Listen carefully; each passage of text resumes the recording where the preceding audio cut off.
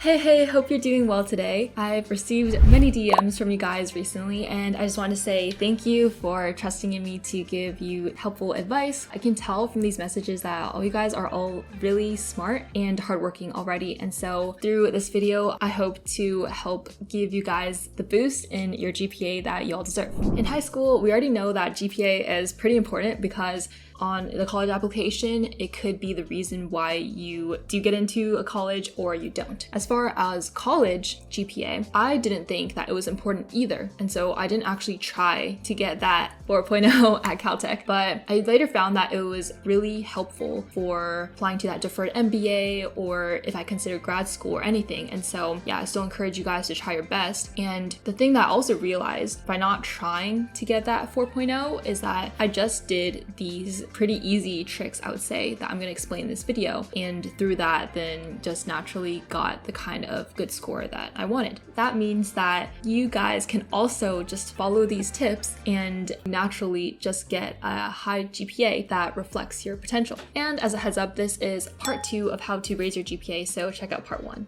Hey, do you ever get your test back and are like, oh my gosh, how did I miss that? Or even worse, you miss a ton of problems that are all centered around the same concept that you were just unsure about. Well, you can avoid all of this by doing this first tip, which is being your own grader. When your teacher marks up your homework or test, it's to take points off that directly affect your GPA. And so the trick here is to grade it yourselves first. And this is similar to like when you write an essay, right? You'll probably, best practice is to have a peer review for them to check for readability and all those things, maybe even several times before the final product gets handed in. In fact, you even read it yourself too. And so we need to take the same approach when it comes to homework and our exams. When doing your homework, it's helpful to find holes in your own understanding and logic so then you can attack them as soon as possible before you hand it in. I would mark on the sides with a little dash and even write a note to be like, oh, okay, this step I'm unsure about, or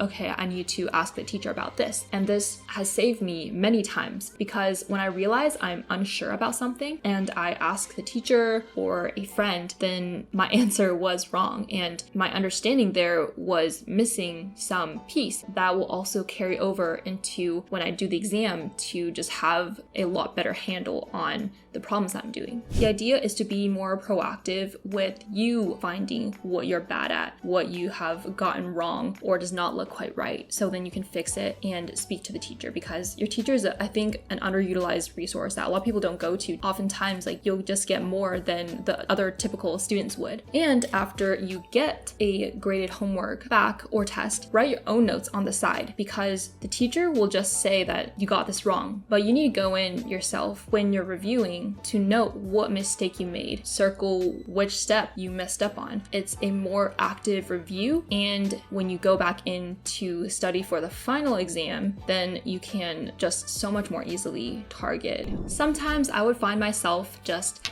blindly copying notes and not taking in a single thing that the teacher is writing. And I would sometimes even find this enjoyable because it's an easy way out. I don't have to think. But then having to reread the notes and actually take in what you wrote is not so easy. This is why this tip is to take purposeful notes. We will save time by actually learning on the spot. And when you're taking a lot of hard classes where you want good scores and all of them, efficiency is everything. The idea here is also don't just copy what's on the board, but also note down additional remarks that the teacher said. Or if a student asks something in class, think about whether you know the answer first and then write down the answer on the side too, or just use it to supplement the already set notes. As a more punchy line to remember is that you want to be a writer, not a transcriber. Also, you can ask what will be on the exam, what other concepts might be important, and write all of those down. And a simple, even easier way to be more of an active note taker is to highlight important points, because, you actually have to think about what you're highlighting. When I was in middle school, it was really tough to be proud of trying hard in school and being in advanced math classes. So on the basketball team, I would be really shy and embarrassed to say that last weekend, instead of going to a party like some other people, I was at a math competition. And So the tip here is to have a partner or partners. This means to have a smarter friend or just as smart of a friend, people around you who are also very passionate about doing well and learning and who care about academics, because it's really tough to maintain good grades so relatively easily and happily if everyone around you doesn't care so much about school. It's really nice to find someone or some friends who are just in it together with you. And that's helpful too, not only because you'll just have an easier time doing what's important to you and what will benefit you a lot in the future, but also this friend, this partner is someone who you can check your homework with, who you can discuss solutions and ideas with, and you can keep each other accountable. With your partner, you'll push each other and make each other better. Try never to be the smartest person in the room. And if you are, I suggest you invite smarter people or find a different room. School can be such a drag if you're just doing it for the purpose of increasing your GPA to have stellar stats, get into the top college. Not everything's about that. You have to enjoy every day and the moment. In fact, in high school, I had a good friend who's also in my competition. So we were really fighting for that valedictorian spot. And,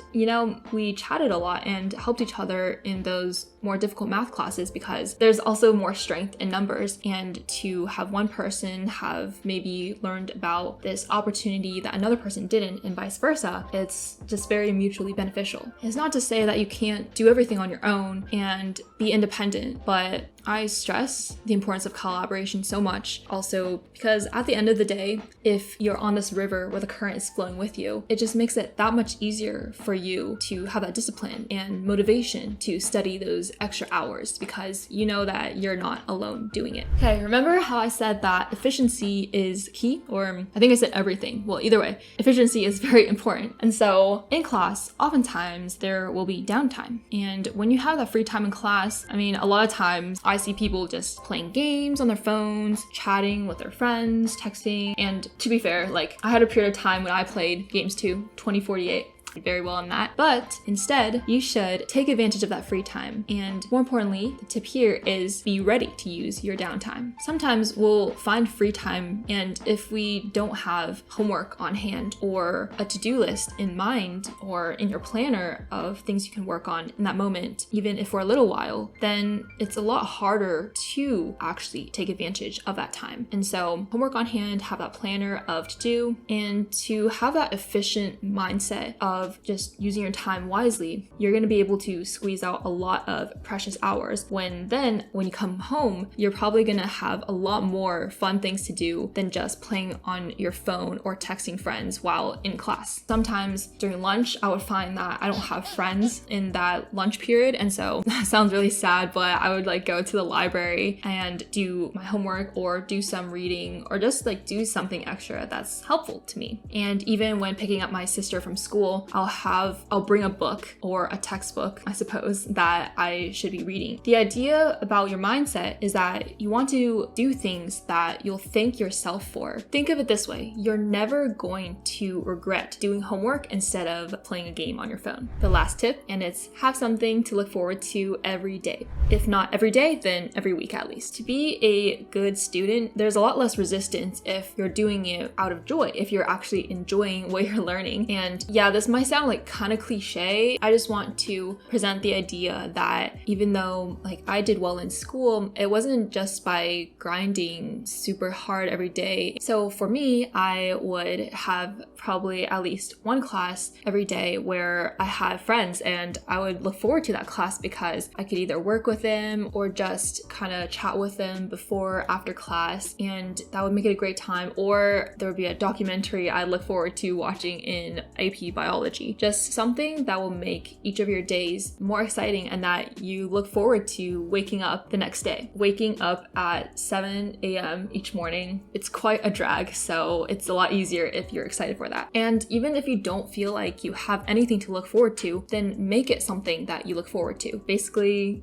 fake it till you make it. Doing this step, even though it might be surprising, not typical how to get good grades step, it'll just make it so much easier to get a higher GPA that that boost even automatically, because people tend to do better in what they enjoy. Overall, I hope that this is helpful. If you implement these, let me know how it goes. I like reading your DMs and yeah, just interacting with you guys. You guys are all super smart as well, so let your peers, that sounds like I'm a teacher or something, let everyone else in the YouTube universe know what your own tricks, academic tricks are in the comments, and I'll see you guys next time. Bye!